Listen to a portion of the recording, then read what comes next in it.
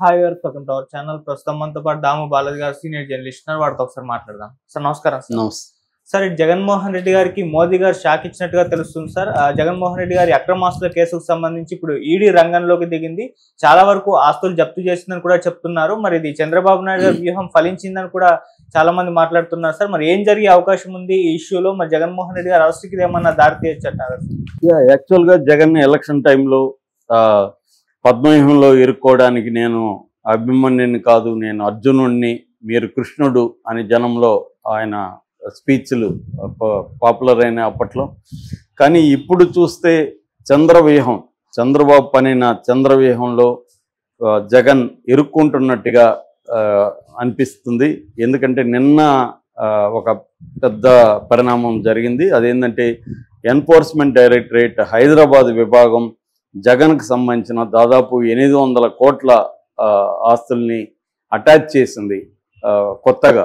Already ఏంటంటే ఇప్పటి వరకు 2500 కోట్ల బుక్ వాల్యూ అంటారు. బుక్ వాల్యూ అంటే గవర్నమెంట్ ఇది అనుకోవచ్చు. ఇది మార్కెట్ వాల్యూ అయితే 10,000 కోట్లు కూడా ఉండొచ్చు అని చెప్తున్నారు. అంత విలువైన ఆస్తులు అంటే ఇక్కడ షేర్లు, తర్వాత ల్యాండ్, ఫిక్స్డ్ డిపాజిట్లు, తర్వాత బిల్డింగ్స్, ఈ 4 రకాల ఆస్తుల్ని దాదాపు 10,000 కోట్ల వర్త్ మార్కెట్ వాల్యూ వర్త్ ఆస్తుల్ని ఆల్రెడీ ఈడీ అటాచ్ చేసింది. ఎప్పుడు 14 ఏళ్లలో 2011 కేసు పెట్టారు. 2011లో ఈయన కేసు పెడితే మే 2012లో జగన్ జైలుకి వెళ్ళాడు. 2013లో బయటకు వచ్చాడు. చివరిలో అంటే దాదాపు 16 నెలలు ఆయన జైల్లో ఉన్నాడు. సో అప్పటి నుంచి ఆయన మీద మొత్తంగా సిబిఐ 11 ఛార్జ్షీట్లు ఫైల్ చేసింది, ఈడీ 9 ఛార్జ్షీట్లు, మొత్తంగా 20 ఛార్జ్షీట్లు ఆయన మీద ఈడీ సిబిఐ ఫైల్ చేసింది ఈ కేసులో. ప్రధానంగా ఇప్పుడు రీసెంట్గా జరిగిన డెవలప్మెంట్ ఏంటంటే దాల్మియా సిమెంట్, డిబిసిఎల్ అంటారు, దాల్మియా భారత్ సిమెంట్ లిమిటెడ్. ఈ కంపెనీ జగన్ కంపెనీలలో పెట్టుబడులు పెట్టింది. ఎందుకు పెట్టుబడులు పెట్టింది అంటే జగన్ వాళ్ళ నాన్న ఇన్ఫ్లుయెన్స్ ఉపయోగించుకొని ఈ కంపెనీకి కడపలో దాదాపు 407 హెక్టార్ల మైనింగ్ భూమి లీజుకి ఇచ్చారు. సో తక్కువకి ఇచ్చేశారు. దానికి ప్రతిఫలంగా ఈ కంపెనీ ఏం చేసిందంటే రఘురామ్ సిమెంట్స్ లిమిటెడ్లో దాదాపు 95 కోట్లు ఇన్వెస్ట్ చేసింది. అట్లాగే భారతీ సిమెంట్ దీంట్లో కూడా ఇన్వెస్ట్ చేసింది. అట్లాగే పర్ఫిసియం అనే ఒక ఫ్రెంచ్ కంపెనీకి సంబంధించి 135 కోట్ల ఆర్డర్ని తెప్పించగలిగారు. అందులో 55 కోట్లు జగన్కి హవాలా రూపంలో 2010-2011 మధ్య జగన్కి అందింది అనేది ఈడీ ఆరోపిస్తుంది. అట్లాగే ఇండియా సిమెంట్స్లో శ్రీనివాస్కి సంబంధించి 140 కోట్లు జగన్ ఫర్మ్స్లో, ఇండియా సిమెంట్కి సంబంధించిన శ్రీనివాస్ అనే వ్యక్తి జగన్ ఫర్మ్స్లో 140 కోట్లు ఇన్వెస్ట్ చేశాడు. ఎందుకు చేశాడంటే ఆయనకు పెద్ద ఎత్తున water and land allocation Indian సిమెంట్కి వీళ్ళు రాజశేఖర రెడ్డి ప్రభుత్వం ఇచ్చింది. సో ఇది వీళ్ళు ఆరోపిస్తున్నారు. సో ఓవరాల్గా Sandur power, classic reality, silicon builders, Saraswati power, Hindu projects, ఇలాంటి వాటిల్లో కూడా జగన్ ఆస్తులు ఒక్కసారిగా పెరిగిపోయినాయి అన్నమాట. అంటే మనకి డిక్లరేషన్ 2011లో జగన్ డిక్లరేషన్ 365 కోట్లకి వెళ్ళిపోయింది సడన్గా. ఇంత జంప్ రావడానికి కారణం ఏంటి? జగన్ డిక్లేర్డ్ ఆస్తులు ఇంత రావడానికి కారణం ఏంటంటే రాజశేఖర రెడ్డి ప్రభుత్వం కొంతమందికి ల్యాండ్ ప్రొవైడ్ చేయడం, వాటర్ ప్రొవైడ్ చేయడం, మైనింగ్ లీజులకి ఇవ్వడం, ఇలాంటివన్నా చేయడం వల్ల వాళ్ళ నుంచి క్విడ్ ప్రోకో అంటారు. క్విడ్ ప్రోకో అంటే నేను నీకు ఇది చేస్తే నువ్వు నాకు అది చేయని. అలాగా ఈయన తన ప్రభుత్వాన్ని ఉపయోగించుకొని ప్రజల ఆస్తుల్ని అక్రమంగా వాళ్ళకి అందించడం ద్వారా వాళ్ళు ఏం చేశారు, లంచం డబ్బులు ఇవ్వాలి కాబట్టి రిటర్న్గా ఆ డబ్బులు ఇవ్వకుండా జగన్ పేరుతో ఉన్న ఈ కంపెనీలు ఏవైతే ఉన్నాయో వాటిలో వాళ్ళు ఇన్వెస్ట్ చేసినట్టుగా చూపించారు. అవన్నీ జగన్ ఆస్తులుగా మారిపోయినాయి. ఇది అక్రమాస్తుల కేసుకు సంబంధించిన ప్రధానమైన, సింపుల్గా చెప్పాలంటే ఇది. సో ఇది ఇప్పుడు గత 14 ఏళ్లుగా నడుస్తుంది. 20 ఛార్జ్షీట్లు వేశారు.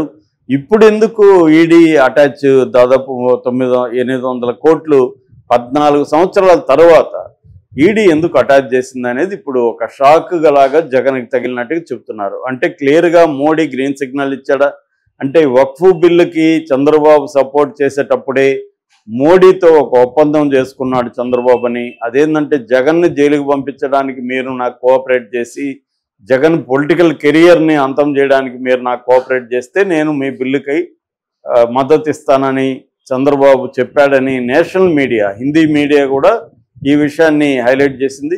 ఇది జగన్ పేరు డైరెక్ట్గా చెప్పలేదు, కానీ కొన్ని రకాల ఒప్పందాలు, ఒకటి అమరావతిని డెవలప్ చేయడానికి ఫండ్స్, వాటికి సహకారం, రెండు జగన్ని రాజకీయ సమాధి కోసం మోడీ హెల్ప్ కావాలి, ఆ మోడీ హెల్ప్ చేస్తేనే నేను ఈ బిల్లుకి మద్దతు ఇస్తానని చంద్రబాబు కండిషన్ పెట్టాడనేది హిందీ మీడియా కూడా చెప్తుంది.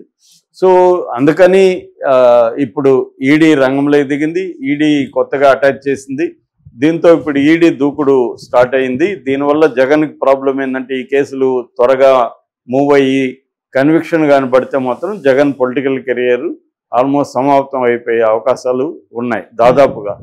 కాకపోతే ఆ స్థాయిలో జరుగుతుందా, నిజంగానే చంద్రబాబు చంద్రవ్యూహం పన్నాడా, ఒక సైలెంట్గా వెళ్తున్నాడా, చంద్రబాబు ఒక టైమింగ్ చూసుకొని జగన్కి కన్విక్షన్ పడాలనేది చంద్రబాబు ప్లాన్. ఎందుకంటే అరెస్టులు అనేవి పెద్ద విషయం కాదు, దేంట్లైనా చంద్రబాబుని ఎలా అరెస్ట్ చేశారో అలాగే జగన్ కూడా ఎత్తుకెళ్ళిపోవచ్చు, అది పెద్ద విషయం కాదు. ఒక అర్ధరాత్రి ఒక అర్లీ మార్నింగ్ వెళ్ళిపోయి జగన్ని తెచ్చేయచ్చు.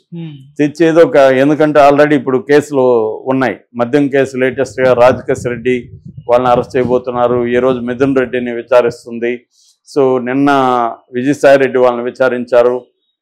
దీంట్లో మద్యం కుంభకోణంలో జగన్ ఎత్తేయడానికి కూడా చంద్రబాబు ప్లాన్ అయితే చేసుకుంటూ వెళ్తున్నాడు. ఎందుకంటే మద్యం కుంభకోణంలో కూడా ఈడీ కానీ ఎంటర్ అయితే పిఎంఎల్ఏ ఎంటర్ అవుతుంది. పిఎంఎల్ఏ అంటే మనం ఆల్రెడీ చెప్పుకున్నాం, prevention of money laundering act 2002లో వచ్చింది. ఇది ఈ చట్ట ప్రకారం బెయిల్ రావడం చాలా కష్టం. మనం ఆల్రెడీ కవిత విషయంలో చూసాము, కేజ్రీవాల్ విషయంలో చూసాము.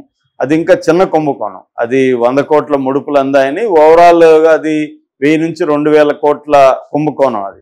కానీ ఇది దాదాపు 1,00,000 కోట్లు అంటున్నారు, నోటికొచ్చిన ఫిగర్ అయితే చెప్తున్నారు.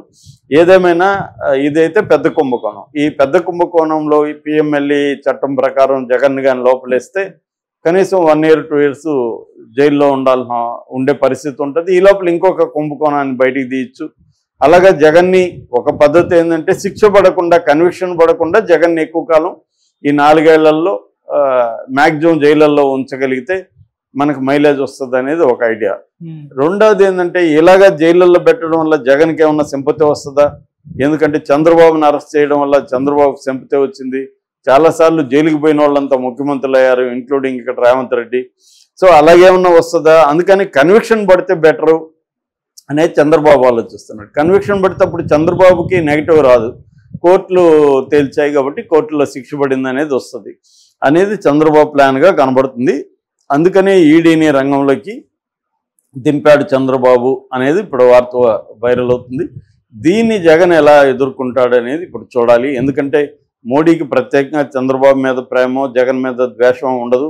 ఆయన రాజకీయాలకి ఏది అవసరమో దాన్ని బట్టి ఆయన వెళ్తాడు. చంద్రబాబు కంపల్సరీ ఆయన ఇప్పుడైతే అవసరం, ఇంకా 4 ఏళ్ల పైన పరిపాలన చేయాలి. 4 ఏళ్ళు పైన చేయాలంటే అనేక బిల్లులు ఉన్నాయి, అనేక వ్యవహారాలు ఉన్నాయి. రాజ్యాంగాన్ని కొంత మారుద్దాం అన్న సవరణలో ఆలోచిస్తున్నారు. అంటే మన కొన్ని రకాల లౌకికవాదం, సెక్యులరిజం ఇలాంటి పదాలు తీసేసి కొంత మార్చేద్దామని ఆలోచిస్తున్నారు. సో దానికంతా కూడా చంద్రబాబు మద్దతు కావాలి. ఈ నేపథ్యంలో చంద్రబాబుకి జగన్ని ఇబ్బంది పెట్టాలి కాబట్టి దానికి మోడీ సహకారం కావాలి. కాబట్టి మోడీ ముందుకు వస్తున్నాడు. అందుకని ప్లాన్గా వీళ్ళు విజయసాయి రెడ్డిని కూడా రంగంలో దించారు. విజయసాయి రెడ్డిని ప్రెజర్ చేసి బయటికి తీసుకొచ్చి విజయసాయి రెడ్డిని అప్రూవర్గా మారిపోతే ఈ అక్రమాస్తుల కేసులో జగన్కి శిక్ష పడడానికి ఈజీ అవుతుంది. రెండోది విజయసాయి రెడ్డి చాలా పోలీసులకు కూడా సలహా ఇవ్వగలడు. ఈ కేసుని ఎలా టైట్ చేయాలి, ఎక్కడ ఏ ప్రాబ్లం లొసుగులు ఉన్నాయి, ఇవన్నీ విజయసాయి రెడ్డికి తెలుసు. కాబట్టి విజయసాయి రెడ్డిని ఫస్ట్ వాళ్ళు లైన్లోకి తీసుకున్నారు. సో విజయసాయి రెడ్డి కూడా వాళ్ళకి అనుకూలంగా ఉన్నాడు. కాబట్టి జగన్ని జైలుకు పంపించడానికి చంద్రబాబు ఒక పెద్ద చంద్ర వ్యూహాన్ని రచిస్తున్నారు.